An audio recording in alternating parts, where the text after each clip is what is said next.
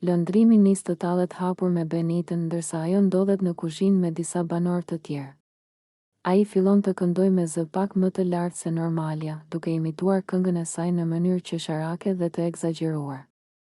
Me një ton plot ironi, ai përsërit vargun Bugatin e ndrojmë, duke e bërë me qëllim që Benita ta dëgjojë dhe ta acarohet.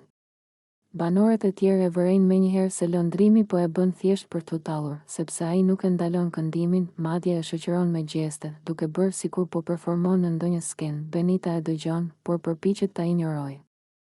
Megjithatë, lëndrimi vazhdon edhe më shumë, duke e përsëritur refrenin disa herë. Herë duke qeshur, herë duke e shtrembëruar zërin që ta bëjë edhe më ironike.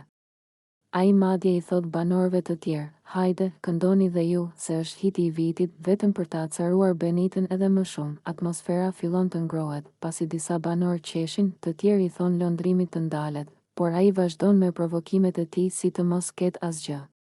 Benita për një moment ngre kokën dhe e shet drejtë në sy, por lëndrimi ende nuk ndalet, madje shton edhe komente të tjera me nënkuptime, duke treguar qartë se po e bën me qëllim ta nervozojë.